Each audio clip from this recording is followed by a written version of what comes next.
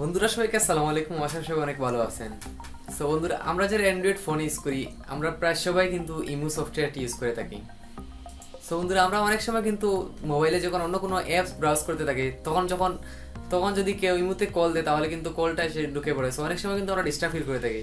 যেমন আপনি যদি ইউটিউবে বা ফেসবুকে বা যদি যে কোনো অ্যাপসে ব্রাউজ করতে থাকেন, তখন যদি কেউ ইমোতে কল দেয় আপনাকে, তাহলে কিন্তু সেই কলটা রীতিমতো আপনার ফোনে ঢুকে পড়ে এবং আপনি হয়তো অনেক সময় ডিস্টার্ব ফিল করে থাকেন। সো বন্ধুরা, আপনারা কিন্তু অনেক সময় চান যে এই কলটা যেহেতু না আসে ঢুকে পড়ে, তার জন্য আপনারা হয়তো চেয়ে থাকেন যে কোনো টিপস অ্যান্ড ট্রিক্স।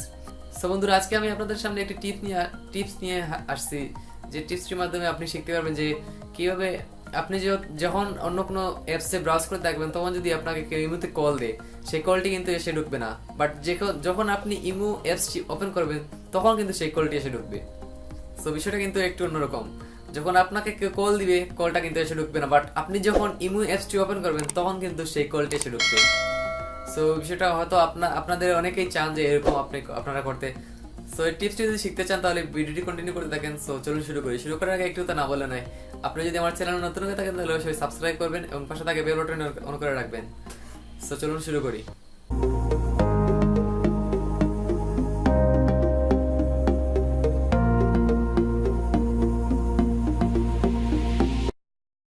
অলরেডি বন্ধুরা, সো এখন চলে আসলাম মোবাইল স্ক্রিনে। সো বন্ধুরা, এখন কিন্তু আমি আপনাদেরকে প্রথমত আমার ইমোটি দেখিয়ে দিই। সো জাস্ট আমি আমার ইমোতে গেলাম। সো এখন দেখতে পাচ্ছেন যে এখানে একটি কল বর্তমানে চলে আসছে। সো এখানে দেখতে পাচ্ছেন যে একটা কল আসছে। সো কিন্তু এখন যদি আমি অন্য কোনো অ্যাপসে ব্রাউজ করতে থাকি, তাহলে কিন্তু এখন যদি কেউ কল দেয় তাহলে সেই কলটি কিন্তু এসে ঢুকবে। সো আমি চাই যে যখন আমি কোনো অ্যাপসে ব্রাউজ করবো, তখন কিন্তু ইমোতে কেউ কল দিলে যাতে কলটা এসে না ঢুকে। সো তার জন্য আপনি আপনার ফোনের সেটিংস অপশনে যাবেন।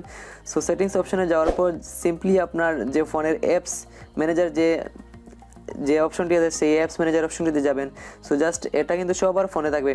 সো জাস্ট আমি আমার অ্যাপস যে অপশনটি আছে সেটাতে গেলাম। যাওয়ার পর এখানে দেখতে পারবেন যে ইমো নামে একটি সফটওয়্যার দেওয়া আছে। সো এখানে দেখাতে পাচ্ছেন যে এখানে কিন্তু আমার ইমো নামে একটি সফটওয়্যারের যে দেওয়া আছে। সো জাস্ট এই সিম্পলি আপনি ইমোতে ক্লিক করবেন। ক্লিক করার পর এখানে দেখতে পারবেন যে দুটি অপশন দেওয়া আছে। সেখানে দেখতে পাচ্ছেন যে একটা আনইনস্টল এবং আরেকটা দেওয়া আছে ফর স্টপ।